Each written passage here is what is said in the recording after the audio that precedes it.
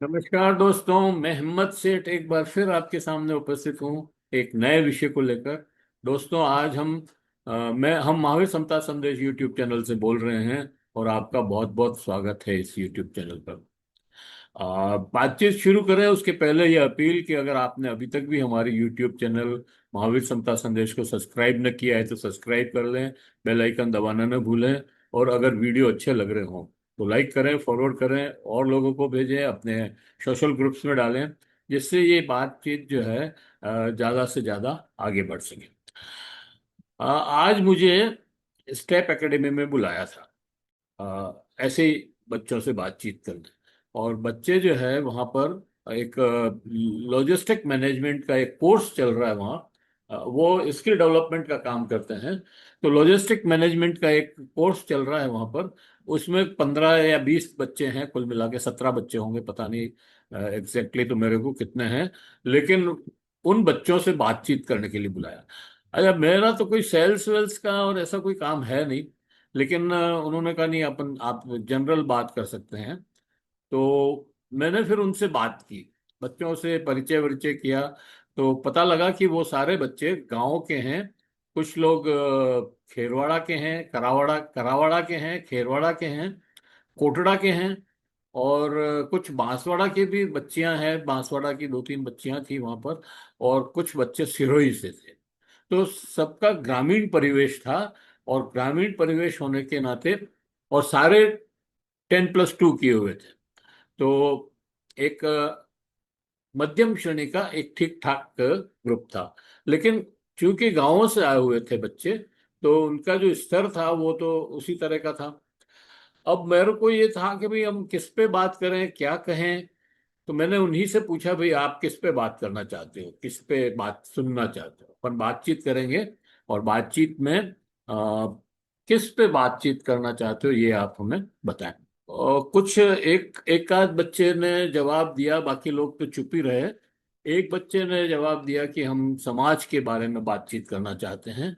और एक बच्ची ने कहा कि हम शिक्षा के बारे में बातचीत करना चाहते हैं। अच्छा, दोनों ही विषय बहुत अच्छे थे। समाज के बारे में अगर युवा लोग बातचीत करना चाहते हैं, इसका मतलब यह है कि उनमें सेंस ऑफ रिस्पॉन्सिबिलिटी है।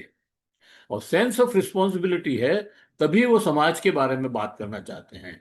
तो हमने फिर उनसे समाज के बारे में बात की। और समाज के बारे में बात करते करते ही शिक्षा की भी बात की। और उनसे ये और फिर उन्होंने ये भी कहा कि भाई अभी इस समय जो सबसे बड़ी समस्या है वो रोजगार की समस्या है। और रोजगार की वास्तव में बहुत बड़ी समस्या है, क्योंकि भले से सरकारी मीडिया या गोदी मीडिया या जो भी इनको सेठों का मीडिया जो भी है, वो ये कह दे कि ये ये डेटा तो महामारी के समय का है, उसको उठा करके बात कर रहे हैं।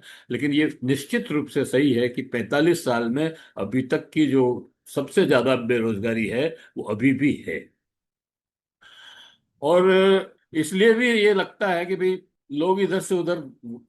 और सबसे उससे भी ज्यादा बड़ी प्रॉब्लम मुझे ये लगती है कि लोगों के पास जो रोजगार है वो बहुत ही निम्न स्तर का है। मतलब जो आदमी अच्छे ज्यादा अच्छे जॉब की कल्पना करता है, उसको बहुत कम वाला मतलब वैल्यू वाला जॉब मिल रहा है। जैसे कोई पढ़ा लिखा बहुत अच्छा आदमी है, बीए है, एमए है और पीएचडी भी किए हुए हैं, और अगर वो उसको अपने पेट भरने के लिए पकौड़े तलने पड़ रहे हों, तो ये रोजगार उसके मुफीद तो नहीं है। तो ये समस्या ज्यादा बड़ी है। क्योंकि हमारे यहाँ मतलब भारत में सब लोग कुछ न कुछ रोजगार तो करते ही हैं, क्योंकि उसके बिना तो उनका काम नहीं चल सकता। हमारे यहाँ कोई बेरोजगारी भत्ता तो है नहीं, तो उनको करना काम तो करना ही पड़ेगा। लेकिन मैंने उन बच्चों से कहा कि भाई शिक्षा बहुत जरूरी है, शिक्षा के बिना काम नहीं चलता है। लेकिन ये मान लेना कि शिक्षा सिर्फ रोजगार के लिए है, ये ठीक नहीं बात। शिक्षा जो है अपने जीवन को बेहतर चलाने के लिए शिक्षा है। रोजगार भी उसमें एक चीज है। लेकिन जीवन को अच्छे से चला सकें, बेहतर चला सकें, वो सारी चीजें हमको इस शिक्षा से प्राप्त होती है। इसलिए शिक्षा का अपना महत्व है, रोजगार का अपनी जगह है। एक बात तो ये की। मैंने फिर दूसरी बात ये की कि भाई देखो, हमारा समाज जो है बहुत अ, विभाजित समाज है। हमारा कोई एक होमोजेनियस समाज नहीं है कि एक तरह का समाज हो, ऐसा नहीं है। हमारे यहाँ बहुत अलग अलग तरह के वर्ग बने हुए हैं, जातियां बनी हुई है। और उन जातियों में आपस में बहुत ही भेदभाव है।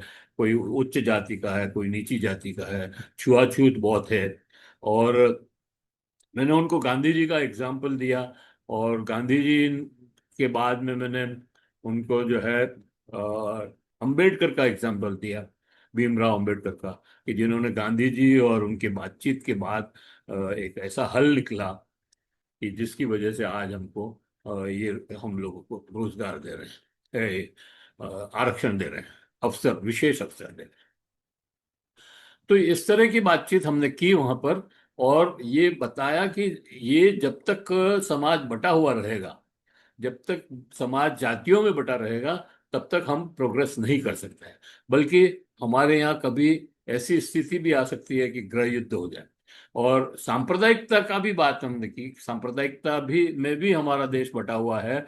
हिंदू मुसलमान बहुत ज्यादा हो रहा है, क्रिश्चियनिटी है। लेकिन हमारे मैंने मैंने उनको ये भी बताया कि बच्चों, हाँ, 1947 के पहले जो देश था, उसमें ये सारी समस्याएं पहले भी थी, और अंग्रेजों ने इसको और ज्यादा बढ़ाई। उन्होंने समाज को विभाजित करने का काम किया, उन्होंने एक दूसरे से आपस में लड़वाने का काम किया। तो उन्होंने जो चालें चली, वो ही स्वतंत्र भारत में भी चालें चली जा रही है। और हमको आपस में लड़ाया जा रहा है, बाहर मतलब एक दूसरे और वो इसलिए किया जा रहा है कि वो अच्छे से राज कर सके। और हमें अगर देश को आगे बढ़ाना है, समाज को विकसित करना है, देश समाज को उच्च स्तर पर पहुंचाना है, तो हमें इन सब भेदभाव से अलग रहना पड़ेगा, इन भेदभाव को खत्म करना पड़ेगा। और ये भी बताया कि भाई हमारा जो संविधान है, जो अ, संविधान सभा ने, 300 लोगों की संविधान सभा ने रात दिन मेहनत करके बनाया, और डॉक्टर भीमराव अंबेडकर ने उसको लिखा, और उसमें जो बातें कही है उसका पालन करना हमारे सबका कर्तव्य है। तो उसमें लिखा है कि हम किसी से किस भेदभाव नहीं करेंगे, जाति के नाम पर भेदभाव नहीं करेंगे, धर्म के नाम पर भेदभाव नहीं करेंगे, हम लिंग के नाम पर भेदभाव नहीं करेंगे, मतलब स्त्री पुरुष का कोई भेद नहीं होगा, सबको बराबर अवसर मिलेंगे। और सांप्रदायिकता के नाम पे कोई भेदभाव नहीं करेंगे, क्षेत्र के नाम पे कोई भेदभाव नहीं करेंगे। इस तरह से हमारे संविधान ने ये पूरी लोगों को ये अवसर दिया है कि हम सब बराबर हैं, और अ, हम में कोई भेदभाव नहीं है, सबको अवसर की समानता मिलनी चाहिए। फिर मैंने उनको ये भी बताया कि देखिए, जब एक जना जो है बहुत पढ़ा लिखा, मतलब एक समाज तो बहुत पढ़ा लिखा है और बहुत ज्यादा उसके पास धन है, और वो सब कुछ अपने धन के बल पे खरीद सकता है, और एक समाज बिल्कुल निर्धन है, उसके पास धन भी नहीं है, उसकी एजुकेशन भी नहीं है। तो उन दोनों में फिर जो कॉम्पिटिटिव एग्जामिनेशंस होते हैं, उन दोनों में कंपटीशन करना पड़ता है। तो ये कैसे संभव हो सकता है? और उन्होंने माना कि ये बात बिल्कुल सही है साहब। और फिर मैंने उनसे ये कहा कि इसीलिए जो है ये आरक्षण की व्यवस्था लागू की गई थी। गांधी जी और अंबेडकर साहब के बीच में ये बातचीत हुई। बातचीत के बाद ये तय हुआ कि हम विशेष अवसर देंगे इन लोगों को आगे बढ़ाने के लिए। जब तक हमारे बराबर नहीं आ जाते हैं, तब तक ये अवसर हम देते रहेंगे। तो इसीलिए आज हमारे देश में ये आरक्षण की व्यवस्था लागू है। फिर ये भी बात आई कि शिक्षा, शिक्षा की बात जब आई, तो मैंने कहा भी देखो, हमारे यहाँ बहुत तरह की शिक्षाएं हैं। जब बहुत तरह की शिक्षाएं हैं, मतलब अलग अलग लेवल की, अलग अलग अलग ग्रुप के लिए शिक्षाएं हैं। जैसे इस गांवों गांवों में तो बिल्कुल सरकारी स्कूल हैं, जो जर्जर अवस्था में है स्कूल। और वहाँ पर जो है बच्चे, आधे बच्चे तो इस डर से बैठे रहते हैं कि कहीं पत्थर न गिर जाए, कहीं छत न गिर जाए। तो एक तो ये एक दिक्कत है। दूसरी, वहाँ 8वीं तक के, 10वीं तक के, 5वीं तक के जो स्कूल हैं, उनमें एक या दो टीचर ही लगे हुए हैं। जब एक या दो टीचर लगे हुए हैं तो शिक्षा कैसे मिलेगी? ये भी एक समस्या है। और फिर जो शिक्षा मित्र लगे हुए हैं, वो तो, उनको तो खुद को शिक्षा की जरूरत है, उनको ट्रेनिंग की जरूरत है, प्रशिक्षण की जरूरत है। वो सब कुछ भी नहीं है। तो वो बच्चों को कैसे अच्छा पढ़ा सकते हैं? और उन बच्चों को अगर आप ये कहो कि शहर के बच्चों से कंपटीशन कर लो, प्रतियोगिता में आ जाओ, तो वो कैसे आ सकते? तो ये एक व्यवहारिक समस्या है। और फिर शहरों में भी अलग अलग तरह की शिक्षा है। कहीं गांव में, मैंने ये भी बताया कि गांव में कहीं मतलब जैसे सेंट्रल स्कूल है, कहीं नवोदय स्कूल है, कहीं मॉडल स्कूल है, और अब ये अमृतश्री और बन गया है। तो ये अलग अलग तरह के जो स्कूलों की शिक्षा है, वो हमारे को विभाजित कर रही है, हमारे में विषमता पैदा कर रही है, और समाज को बांटने का काम कर रही है। इसलिए अगर हमको समाज को एकीकरण करना है, समाज को जोड़ के रखना है, समाज को एक साथ कोऑपरेटिव बेसिस पे चलना है, तो हमको शिक्षा की व्यवस्था को बदलना पड़ेगा, और उस शिक्षा को लागू करना पड़ेगा जो समान शिक्षा की तरफ हमको ले जाता है। सभी बच्चे, चाहे किसी भी जाति के हो, धर्म के हो, संप्रदाय के हों, वो, और गांव के हों, शहर के हों, कहीं के भी हों, वो सब एक स्कूल में पढ़े, एक तरह की शिक्षा प्राप्त करें, और तब जाकर के हमारे कंपटीशन में हेल्दीनेस आएगी, और ज्यादा अच्छे लोग मिल पाएंगे। अ, रोजगार की समस्या पर बात करते हुए मैंने उनको ये भी कहा कि अगर सरकार थोड़ा प्रोत्साहन दे ग्रामीण रोजगार को, घरेलू रोजगार को, और लघु उद्योगों को, अगर सरकार थोड़ा प्रोत्साहन दे, थोड़ी सब्सिडी दे, थोड़ा लोन दे, तो हमारा देश बहुत अच्छी से प्रकृति बढ़ सकता है। मैंने उनको ये निरमा का उदाहरण दिया कि निरमा में कैसे एक व्यक्ति ने खुद अपने फावड़े से उसको सारे पाउडर को मिलाया, फिर पैक किया, फिर ले जाके बेचा। उसी तरह से हम स्टेप एकेडमी में थे, और हम स्किल डेवलपमेंट की बात कर रहे थे। तो मैंने कहा कि अगर आप यहाँ बैठे लोग संकल्प कर लो कि हमें तो नौकरी नहीं करनी, अपना ही धंधा करना है, तो आप कोई प्रोडक्ट बना सकते हो, इसी तरह से कम पैसों में भी शुरू कर सकते हो, और फिर उसको थोड़ा सेल्स सेल्स में उसकी खरीद बिक्री के का जो है जुगाड़ करो, तो आप भी बड़े उद्योगपति बन सकते हो।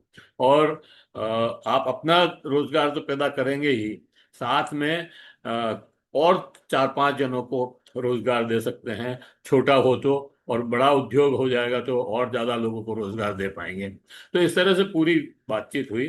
बच्चों को समझ में आया या नहीं आया ये तो मैं नहीं कह सकता, क्योंकि हमने पूछा भी उनसे। लेकिन वो, आप जानते हैं कि गांव गांव ग्रामीण बच्चे ज्यादा बोलने की उनकी आदत नहीं होती है। और स्कूलों की एक ये तकलीफ है कि क्वेश्चन करना सिखाते ही नहीं है। जो भी क्वेश्चन करता है उसको डांट देते हैं और उसको चुप कर देते हैं। इसलिए ये समस्या बड़ी है कि बच्चे को कुछ समझ आ रहा है या नहीं आ रहा है, या वो कुछ पूछना चाहता है तो पूछ सकता है या नहीं पूछ सकता। मैंने 2-3 बार बार बार पूछा, भाई आपको कुछ पूछना हो तो बताएं, लेकिन कोई बोला नहीं। तो इसका मतलब ये है कि अब मैं ये नहीं कह सकता कि उनको ये बातें समझ में आई या नहीं आई। लेकिन ये, मैंने ये उदाहरण भी दिया कि भाई सरकार चाहे तो बहुत कुछ कर सकती है। मैं 1977 का एग्जाम्पल दिया कि जिस समय आईबीएम और कोको कोला को बाहर निकाल दिया था जॉर्ज फर्नांडिस, जब उद्योग मंत्री थे। और उन्होंने, और उसके बाद उन्होंने, सरकार ने 7-7 तो डिक्लेयर किया ही कि कोल्ड कोल्ड ड्रिंक 7-7, लेकिन उसके अतिरिक्त कैंपा कोला और थम्स अप और पता नहीं कितने ही तरह के जो है पेय ड्रिंक्स निकल गए, पेय पेय पदार्थ निकल गए।